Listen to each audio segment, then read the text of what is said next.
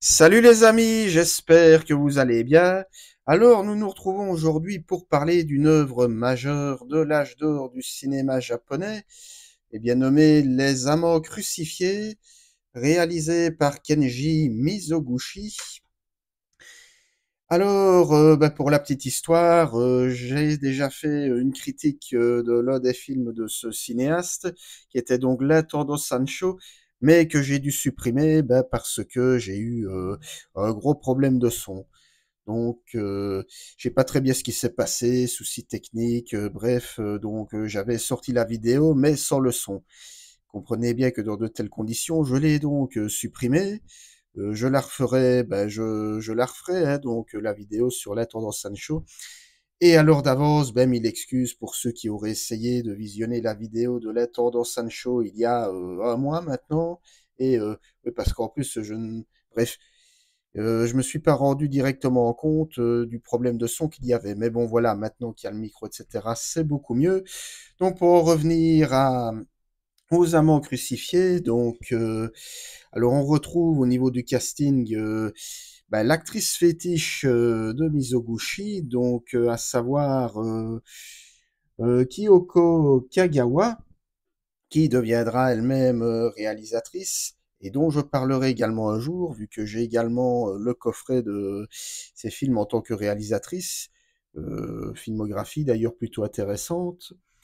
On retrouve également Kazuyo Hasegawa, Eitaro Shindo ou encore Eitaro Ozawa. Alors oui, je lis un peu, mais bon, voilà, les noms japonais, j'ai un petit peu de mal, voilà, vous m'excuserez. Alors, le résumé en quelques mots, l'intrigue se déroule au XVIIe siècle. Et alors l'histoire nous parle donc de Mohei, donc un employé en fait de l'imprimeur des calendriers du palais impérial, et de Osan, qui est donc l'épouse de l'empereur en question, qui, suite à un malentendu, vont être contraints à l'exil. Et alors, comme le titre l'indique, eh bien, on va deviner que, en réalité, ils ont toujours éprouvé des sentiments et pas qu'amicaux l'un envers l'autre. Voilà, ce qui est très compliqué à une époque dans laquelle l'adultère est quelque peu prescrit. Voilà, et pas qu'un peu. Donc voilà, bref résumé des Amants crucifiés.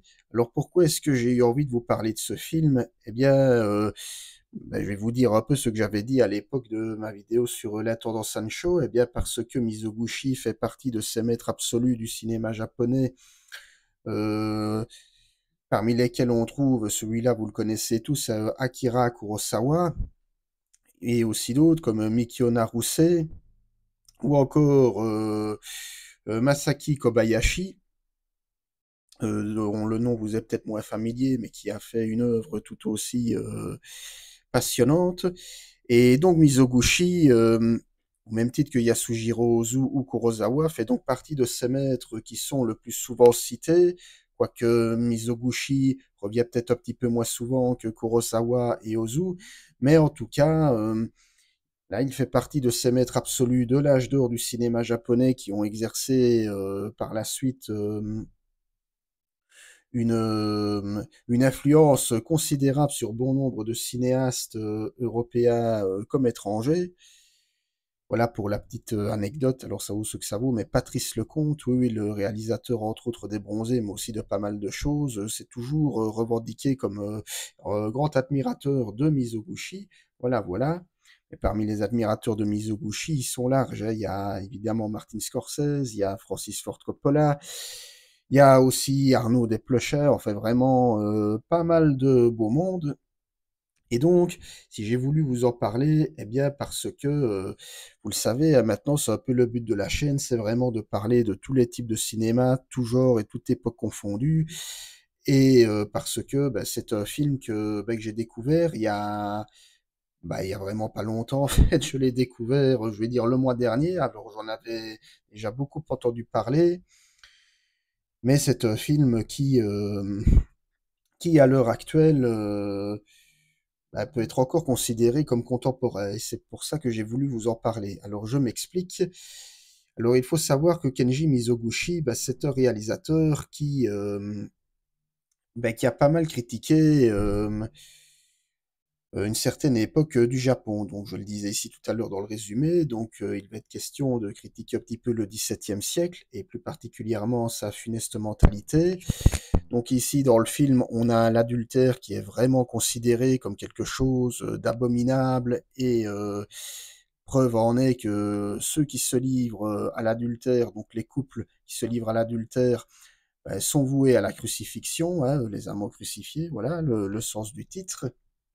Et alors, comme c'était déjà un peu le cas dans L'Intendant Sancho, et aussi dans Les Contes de la Lune Vague, Après la pluie et quelques-uns de ses films, eh bien, c'est quelqu'un qui aime bien remettre en question un peu euh, la société de son temps. Donc il y a vraiment une vraie critique sociale à l'encontre de son pays. Dans le cas de La Tendance Sancho, c'était vraiment le rapport entre de maître à esclave qui était vivement critiqué. Ici, c'est vraiment le rapport à, je dirais, à la royauté même, si je puis dire ainsi. Parce qu'on a quand même l'épouse de l'empereur qui est plutôt insatisfaite sexuellement, on va le dire comme ça, qui va donc éprouver du sentiment pour le petit employé, je le dis comme ça entre gros guillemets. Et donc c'est là qu'on sent qu'on fasse partie ou non de la haute société, eh bien on peut quand même se sentir mal et envie d'aller voir ailleurs. Voilà. D'autant plus que, on le voit vite fait, hein, c'est pas un spoil, ça fait partie de l'intrigue. Donc on voit l'empereur qui n'a absolument aucun scrupule à chasser son épouse, voilà. Surtout que, je ne l'ai pas dit, mais tout part d'un accident. Voilà, c'est pas, c'est beaucoup plus compliqué que ça, mais là je vous laisse découvrir vous-même. On voit que, oui, que tout part d'un accident et qu'ils sont contraints à l'exil par erreur. D'autant plus qu'on devine qu'il y a une autre dame du palais qui est elle-même amoureuse de Moei, donc l'employé. Donc oui, il y a une sorte de chassé-croisé comme ça, un peu amoureux, qui intéresse assez peu Mizoguchi, mais qui est là. Et donc, Mizoguchi semble nous dire que même au sein des hautes instances, c'est le bordel en quelque sorte. Voilà, il y a des choses qui ne vont pas, encore une fois, on a toute sa mise en scène qui est là pour le prouver. D'ailleurs, à ce niveau-là, c'est important à souligner, voilà, Kenji Mizoguchi, c'est un réalisateur qui a une mise en scène très sobre. Voilà, c'est pas le gars qui va vous faire des superbes plans séquences de 15 minutes ou des split screen. Enfin, c'est vraiment quelqu'un qui s'intéresse avant tout à l'histoire qu'il raconte, et donc la mise en scène, justement, va se faire discrète pour mieux faire ressortir les états d'âme et les émotions de ses personnages. Et c'est ce que je trouve très fort aussi chez lui, c'est que là, pour le coup, on a vraiment des personnages qui sont littéralement mis à nu et voilà, qui vont même connaître le pire, hein, psychologiquement et physiquement parlant. Parce que c'est aussi, je ne l'ai pas dit, mais un peu un cinéaste de la cruauté, hein, Mizoguchi. On voit bien que, bon voilà, ici c'est littéralement les amants maudits. Dans la tendance Sancho, c'est les esclaves qui sont vraiment maltraités. Dans beaucoup de ces films, on a quand même pas mal de prostituées, et pas toutes majeures d'ailleurs, mais qui sont victimes de pas mal d'oppression. Donc c'est vraiment quelqu'un qui est, je le répète, très critique vis-à-vis de la société japonaise, et on peut même dire la société antique, hein, voilà. Cinéaste de la cruauté, de la dureté, et qui en plus, et c'est ce que j'apprécie d'ailleurs chez lui, c'est que vraiment, j'ai envie de dire, tout le monde en prend pour son grade, quoi. Les riches, les pauvres, les nantis, les moyens. Donc, c'est ça qui me fait dire que Mizoguchi, on peut pas vraiment dire que c'est le cinéaste des pauvres parce qu'il prend parti pour les pauvres ou que c'est le cinéaste des riches parce qu'il prend parti pour les riches. Non, non, non, non, c'est beaucoup plus compliqué que ça. Et encore une fois, son objectif, c'est vraiment de montrer l'humain à nu. Donc, de dévoiler l'humain dévoiler l'humain qui est confronté littéralement à la pourriture Bah, la pourriture sociétale, je ne dirais même pas sociale, mais sociétale, parce qu'ici, c'est vraiment, toute la société et en l'occurrence, je le répète, la haute société, voilà, représentée par l'empereur. Et alors, mais c'est ce constat est d'autant plus, réaliste, je dirais, bah, qu'on sent que ces 2 personnages qui, au fond, n'ont rien demandé, qui sont contraints à l'exil, eh bien, ils vont devoir compter un peu sur eux-mêmes parce que même leur propre famille, bah, ne les aide même pas et que ce soit, donc Ossan qui va revoir sa mère. Alors on voit que, bah, oui, la mère, elle est plutôt satisfaite de la condition de sa fille qui est mariée, à un empereur donc et cetera et qui va d'ailleurs, on peut pas dire qu'elle va vraiment, se montrer, très solidaire vis-à-vis de sa fille, loin de là. Et bah, c'est la même chose quand, Moïse retrouve son père, hein. On va voir que son père, bon, même s'il le dit lui-même, il a pas envie de voir son fils mourir, bah, on sent que quelque part, il est contrarié parce que, il le dit même à son fils, «Dans quoi est-ce que tu m'as mis? J'ai pas envie de me retrouver là-dedans». Donc on peut pas dire qu'il bénéficie vraiment d'une grande aide, si ce n'est la bah, le personnage est quand même vite balayé, hein, la jeune servante, du palais qui est elle-même un peu éprise de Moeï. D'ailleurs, c'est assez amusant de se dire que c'est, je dirais pas que c'est à cause d'elle, mais c'est en partie, enfin le malentendu vient un petit peu d'elle, on va dire. Mais, heu, mais comme je vous dis, je préfère vous laisser découvrir, ça par vous-même, histoire de pas en dire trop et de pas trop se perdre dans les détails. Mais alors, pour en revenir à la mise en scène, pure et dure, voilà. C'est pas quelqu'un qui, a une mise en scène, on va dire, qui opte pour les effets de style. Mais au contraire, c'est, c'est quelqu'un qui privilégie, pardon, une mise en scène sobre. On pourrait peut-être même dire classique, mais ce serait peut-être un peu simpliste de dire ça. C'est, en fait, bah, déjà Mizoguchi, c'est quelqu'un, qui aime beaucoup les fondus enchaînés. Voilà. Que ce soit dans la tendance Sancho, les contes de la lune vague d'après la pluie ou les amants crucifiés, bah, vraiment chez lui le fondu enchaîné, ça a son importance, d'autant plus que les fondus enchaînés, bah, ils prennent quand même leur temps, quoi. Alors on voilà, on devine, hein, qu'on va passer à une autre image, mais on sent que justement il prend son temps parce qu'il reste focalisé justement sur les visages de ses personnages. Notamment, je pense ici à un très beau fondu enchaîné où on va voir, bah, le visage de Ossan, qui va être en larmes, et puis après fondu enchaîné sur un lac comme ça, et je trouve que vraiment c'est très esthétique, c'est très beau. Donc c'est vraiment quelqu'un qui a su, magnifier, le fondu enchaîné. Vous me direz: «Les fondus enchaînés, on en voit dans tous les films quasiment et cetera». Oui, sauf qu'ici, c'est quand même très recherché, c'est très travaillé, de la même manière qu'on va avoir des plans, par exemple, où on va voir une rivière et puis on va voir, une barque qui va rentrer comme ça progressivement, dans le champ, on pourrait même dire dans le plan, et je trouve qu'il y a vraiment un côté très poétique, très mélancolique qui se dégage, de cette séquence. Surtout qu'il y a pas la moindre musique dans ce plan, on entend juste le bruit de l'eau, hein, du contact entre la barque et l'eau, et c'est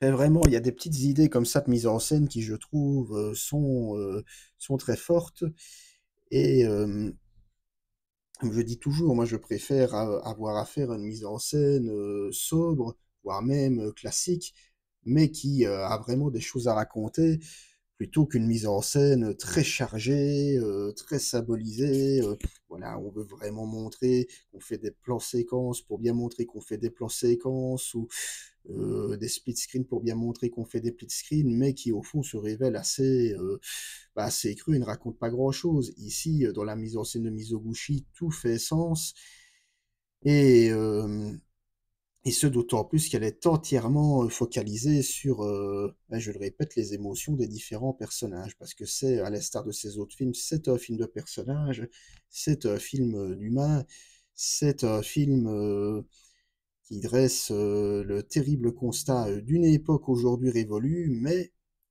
je le disais tout à l'heure, si même vous revoyez le film, aujourd'hui en 2024, bon forcément la société a changé, et Dieu merci, hein, par rapport à ça.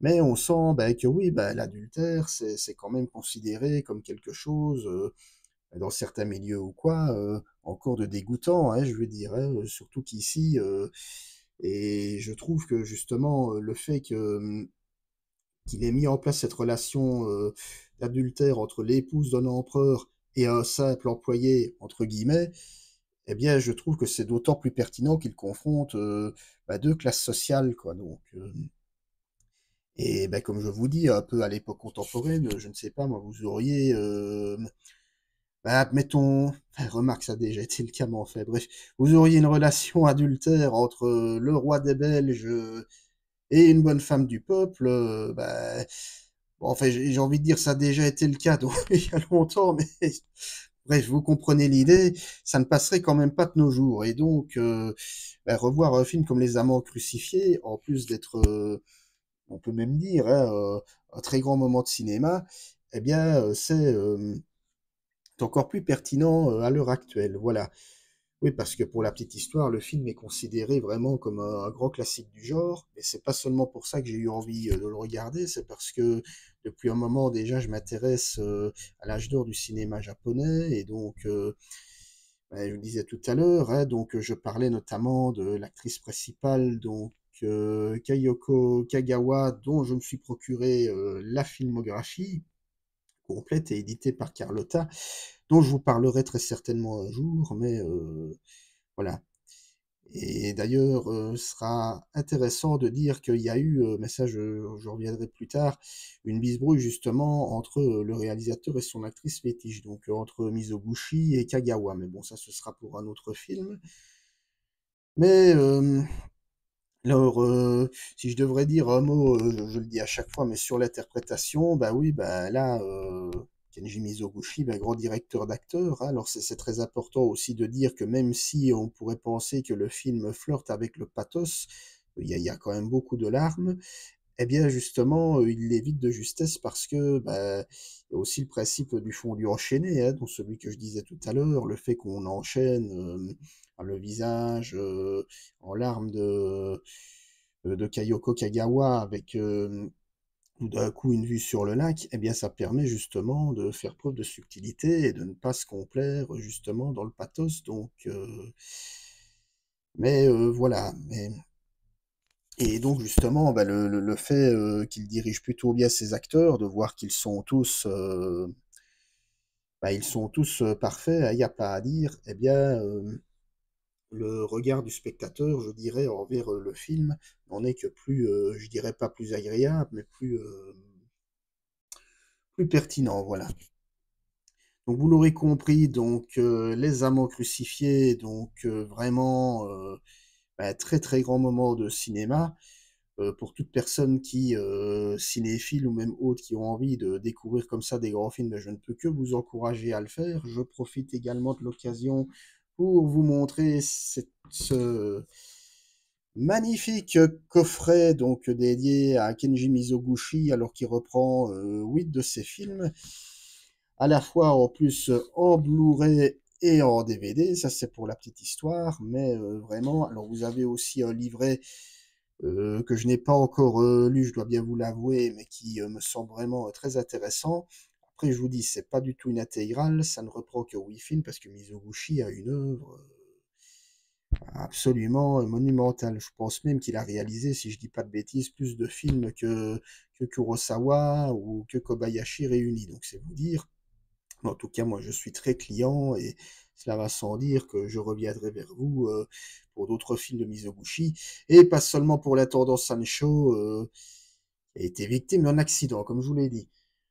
Donc si vous avez aimé cette vidéo, ben, je vous invite à la liker. Si vous avez vu le film, je vous invite à me dire en commentaire ce que vous en avez pensé. Si vous êtes intéressé par Mizoguchi ou même par le cinéma japonais, ancien comme récent, ben, je vous invite aussi à m'en parler, hein, ça fera toujours plaisir. Voilà. Quant à nous, on se retrouvera très vite pour parler d'une prochaine vidéo. À ciao, bonsoir.